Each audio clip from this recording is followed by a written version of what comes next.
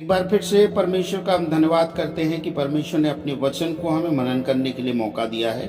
और आज हम दूसरा शमूएल उसका 1 अध्याय उसके 12 वचन को पढ़ेंगे और वहां से हम अपने अध्ययन को शुरू करेंगे। और वे साउल और उसके पुत्र योनातन और यहोवा की प्रजा और इस्राएल के घराने के लिए छाती पीटते रहे और रोने लगे और सांझ तक कुछ न खाया, इस कारण कि वे तलवार से मारे गए थे। हम यहाँ पे देखते हैं कि जो राजा साउल था और उसका बेटा योनातन था, वो एक युद्ध में मारे गए। और जब ये बात जो है दाऊद को पता चला कि राजा साउल और उसके बेटे उस युद्ध में मारे गए हैं, और उसको एक खबर देने के लिए, समाचार देने के लिए एक जवान आया था कि मैं ही अकेला बच के आया हूँ और उनका कुछ ये सामान है। लेकिन यहाँ पे देखने वाली बात ये है कि दाऊद अपने कपड़े को फाड़ता है और वो बहुत ही शोक मनाता है और दुखी होता है। जबकि देखा जाए तो दाऊद साउल की खबर से खुश होना चाहिए, क्योंकि उसका दुश्मन था, उसे पूरी जिंदगी भर उसको भगा भगा के उसको परेशान कर रहा था और उसको मार डालना चाहता था। हम देखते हैं कि जलन के मारे साउल दाऊद को जो है कहां कहां नहीं ढूंढना मार डालने के लिए, लेकिन परमेश्वर ने दाऊद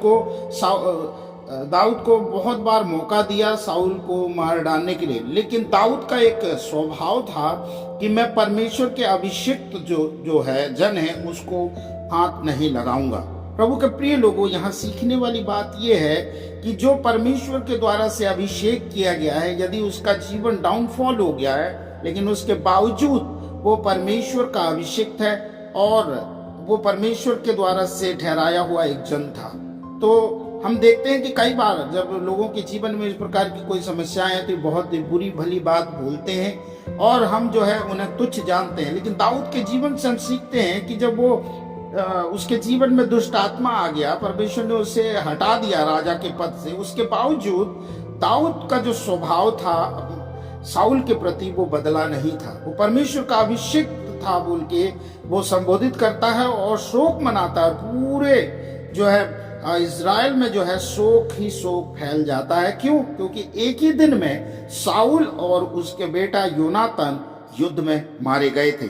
ये वो समय था कि जो है दुश्मन लोग आनंद मनाते, या कुछ लोग जो है सोचते कि अच्छा हुआ साउल और उसके बेटा मर गया, क्योंकि अब चैन और शांति होगी। लेकिन दाऊद का जो स्वभाव था यहाँ पे हमें पता चल रहा है, हम देख रहे हैं कि वो शोक मनाता है। और उसके 12वें वचन में हमने देखा कि जैसे ही उनको पता चला तो वो छाती पीटने लगे, रोने लगे और सांझ तक कुछ नहीं खाया, इस कारण कि वे तलवार से मारे गए थे। उनका एक शोक प्रकट करने का एक जरिया था उपवास करके, बिना कुछ खाए पिए। उनके लिए ऐसे शोक कर रहे थे और प्रार्थना कर रहे थे, उपवास कर रहे थे कि अब जो है प्रभु का जन या प्रभु का दास अब है नहीं है। सो प्रभु के प्रिय लोगों, इस उपवास के इस दौरान में हम सीख रहे हैं, प्रतिदिन अलग अलग प्रभु के दासों के द्वारा से जो बाइबल में वर्णित है, हम उनमें से पढ़ के उनके विषयों को हम देख रहे हैं कि कैसे उपवास किया गया और जो है बड़ी बड़ी युद्ध टल गए और बहुत सारे ऐसे चमत्कार और चीजें हुई। आज हम देखते हैं कि एक तरीका जो है शोक प्रकट करने का जो उपवास था, उन्होंने यहाँ पे पूरे इज़राइल के घराने के लिए किया। हम भी इन सभी बातों से सीख सकते हैं। आइए और हम जो है इन दिनों में जैसे कि उपवास और प्रार्थना में लगे हुए हैं, तो हमें एक ऐसे तरीका और एक ऐसा प्रकार भी हम देखते हैं कि शोक मना रहे हैं। और वो भी अपने लिए नहीं, वो शोक ये और अपने पापों के लिए शोक नहीं कर रहे हैं, लेकिन ये एक समय है कि हम अपने उपवास को जो है एक अलग लेवल पे लेके जाएं। जब ऐसी खबर और जब ऐसी चीजें हमें पता चलती है दूसरों के जीवन में, जब दुख और मुसीबत का समय होता है, तो हम जो है अपने उपवास और प्रार्थना को जो है एक शोक जो है प्रकट करने के लिए हम इसको इस्तेमाल कर सकते हैं। बिना कुछ खाए पिए पूरी प्रजा जो है इज़राइल के घराने के लिए छाती पीटने और रोने लगे और सांझ तक कुछ नहीं खाया। कुछ ट्रांसलेशन में ऐसे आया कि उन्होंने उपवास किया। और ये एक तरीका हुआ करता था पुराने नियम का अपने शोक को प्रकट करने के लिए और अपने दर्द को जो उन्होंने लॉस हुआ है उनका, जो उनके बीच में से चले गए हैं, कोई प्रिय उनके पास से चला गया है।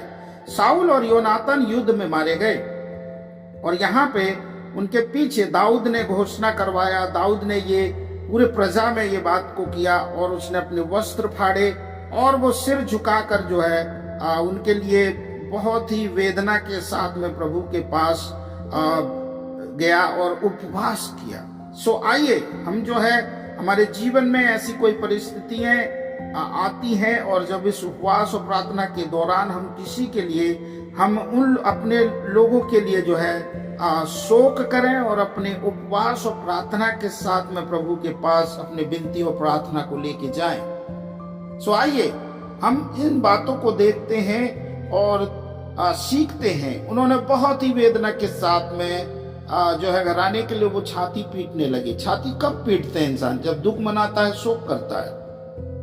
रोने लगे और आंसू बहाने लगे और सांझ तक कुछ नहीं खाया। ये एक दिन का उपवास था, अपने जो दिल में जो उनके प्रति जो आदर भाव था उसे प्रकट करने के लिए। उसके मरने के बाद, उसके जीते जी दाऊद ने उसके साथ कोई बुरा व्यवहार नहीं किया। उसके मरने के बाद भी दाऊद ने उस खबर को सुनकर आनंद और खुशी नहीं मनाया कि अच्छा हुआ मेरा जो दुश्मन था, मुझे भगाए भगाए फिरता था, मुझे मार डालना चाहता था, और वो इस बात से आनंदित नहीं हुआ, लेकिन शोक किया उपवास के साथ में। आइए हम ऐसे स्वभाव को जो परमेश्वर को पसंद आता है, परमेश्वर के योग्य, ग्रहण योग्य उपवास है, ऐसे उपवास को हम प्रभु के सामने में लेके जाएं। ना कि हम उपवास के दौरान में अपनी इच्छा को पूरी करें, अपनी मनोकामना को पूरी करें, लेकिन यदि ऐसी परिस्थितियां कुछ आती है तो हम अपने उपवास को इस लेवल तक लेके जाएं, शोक प्रकट करते हुए अब प्रभु के अभिषिक्त के लिए और अभिषिक्त जनों के लिए। हम कई बार उनके विरुद्ध में खड़े होते हैं, लेकिन हम परमेश्वर के वचन के द्वारा से सीखते हैं कि हमें उनका आदर करना है और जो सम्मान है उसे हमें प्रदर्शित करना है। सो इन संचित वचनों के द्वारा से जैसे हमने सीखा है कि हमें उपवास जो है शोक प्रदर्शित करने के लिए भी है, और हम अपने स्वभाव को दिखाने के लिए, अपने व्यवहार को दिखाने के लिए उपवास को करते हैं। सो इन संचित वचनों के द्वारा से आप सभी को आशीष मिले। प्रभु आपको बहुत ऐसे इस्तेमाल करे। गॉड